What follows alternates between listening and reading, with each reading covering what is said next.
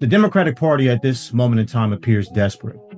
We see on the campaign trail Barack Obama pretty much shadowing a lot of the places that Kamala Harris is going to. So in a recent campaign stop at Pennsylvania or in Pennsylvania, Barack Obama goes on to lecture Black Americans in terms of why they need to support Kamala Harris.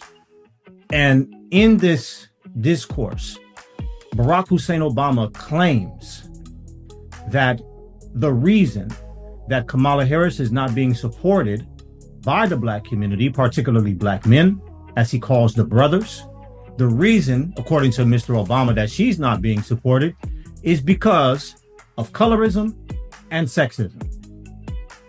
I'm going to give my take on this as I find it, as a man, as an African-American man.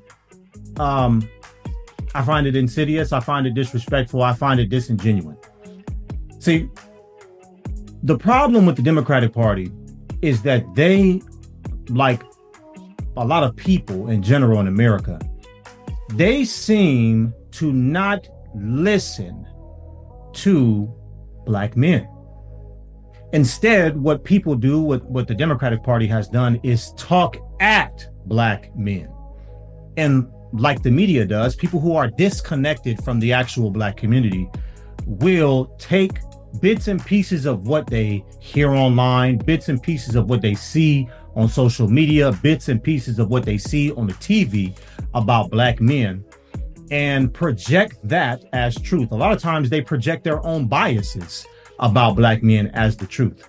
So here, Barack Obama tries to highlight the viewpoint of a very small percentage of Black men. But let's not get this misunderstood. The idea that a woman should not be in a position of leadership is not just a perspective of a small percentage of conservative Black men. This is a perspective of a small percentage of conservative men across all genders, across all nations, across all nationalities, not just Black American men. So the first question I have is, when has Mr. Barack Obama ever preached to conservative white males or males of any other ethnic group about them not supporting a presidential candidate because of this, because of sexism? No, it's only Black American men that he thinks that he can come to and talk to in this manner. The other thing is this. The thing that bothers me about what he said, and I find disrespectful and disingenuous, is that Mr. Obama, Mr. Barack Hussein Obama, do you think that Black men are not intelligent enough to not support a candidate on the basis of that candidate's actual policies? I'll put it a different way, Mr. Barack Hussein Obama. Do you think that we as Black American men should be voting on the basis of identity? Because this is basically what you're saying. The inverse of what you're saying is, oh, well, we're not voting for her on the basis of her being a female and her being Black, if you even want to call her Black, okay? But that's a whole nother conversation that we're not going to get into at this time. But whatever. So you think that we're not voting for her because of these two things, right? So are you therefore implying that we should vote for her because of those two things? Or are you negating the fact that a lot of Black American men have issues with her policies? Perhaps they just think that Donald Trump is a better candidate. So here's an even deeper question, Mr. Barack Hussein Obama. You're from supposedly Chicago, right? There's a lot of rich history within the Black community of Chicago. So, and now you're in Pennsylvania when you're having this discussion. So why aren't you speaking to the needs of Black American men in these political battleground states? Why aren't you talking about that? Why, when Kamala Harris went to Chicago, she didn't bring up any of the issues and the concerns that are impacting a lot of Black American men, namely illegal immigration? I saw Anton Daniels go on, I think it's like the Lori Ingram show or some show, and he spoke about the Democratic plantation. And I mean, that's a heck of a way of putting it. But I think what's happening and what Barack Obama and people on the left need to realize is that Black Americans have woken up to the games that the Democratic Party has been selling. And Mr. Barack Obama is the basically the poster child. He is the reason why a lot of Black people have woken up to the games. Because what this guy needs to realize is that what we care about is results. We don't care about your race, your gender, if it's Black or white or male or female. What we care about is policy.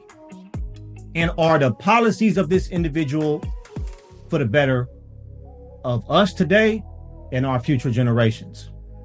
When we observe what's going on all across this country with illegal immigration, personally, that's an issue that I'm very passionate about. And I think that this presidency, right, which is, of course, Joe Biden and Kamala Harris right now, their candidacy has led to the expansion of an already out of control problem. So when are you going to speak to this, Mr. Obama? Kamala Harris has been documented saying that she wants to, that in her eyes, people need to understand that illegal immigrants are not criminals.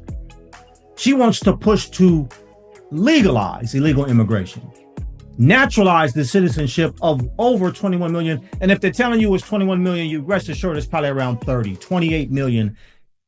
You could accurately say it's probably about 28 million, because there's no way they can tell you how many people are illegally in this country. So if they're giving you a certain number, you might as well divide that in half and add that to the number and say that's about what we're talking about here. Okay, because they don't know how many people is in this country illegally. They don't. Let's just be real. They don't. So with all of that being said, it is terrible. You know, Mr. Obama, he needs to understand this, right? Mr. Barack Hussein Obama, I don't want to say he's only able to come to this country and do what he's doing, but let's just say people like him who are not African American, but are, you could say, people of color. A lot of them are only able to come to this country and take advantage of the greatness of it because of the blood, sweat, and tears, the oppression, the things that have already happened to the ancestors of our people in America. So here we are today, and Mr. Obama find it kosher to speak to the people like this, to speak at us, right? And this is the problem. This is why I find it disrespectful, because he should have much more respect than that. He should understand, like, yo, like, bro, like these things that the media is trying to push about Black people, about Black men, is very much so overrepresented. And that in reality, a lot of Black men are naturally conservative. We care about law and order, right? So here you are, you've benefited from the struggles of our ancestors. We voted you in 2008. We voted you in twice. And then you're going to come and speak to the people like this? You're going to come talk to the quote unquote brothers like this? Mr. Obama, I'm going to be real. You've lost all credibility. You've shown your contempt, like your low-level hatred, low-level contempt for Black American men. You've shown it. You've revealed it right there. You showed it to the world. And the truth is that, man, I'm not going to say the Black community is not going to forgive you, but just because people forgive you doesn't mean the relationship going to look the same. You see what I'm saying? So now the Democratic Party, I'm telling you, Mr. Obama might have just blew whatever small chances Kamala Harris had to win with that little stunt he tried to prove. You're not going to talk down to Black men and get Black men's attention, because we are the group of men who felt ignored for years. So you're not going to come telling us and trying to shame us into anything, because we know the truth that y'all are not speaking to us. Y'all have not been engaging us at all. Neither of these damn parties been really engaging with Black American men.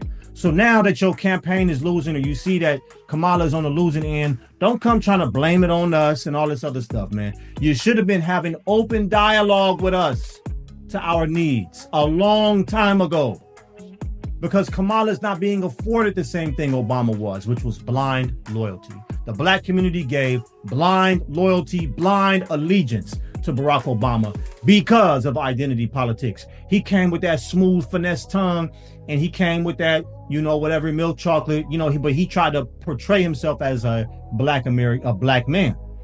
And so the black community just stood on that, just supported that because of all the oppression that we've been through. And you got in and you was there for 8 years. And what did you do for us, Mr. Barack Hussein Obama?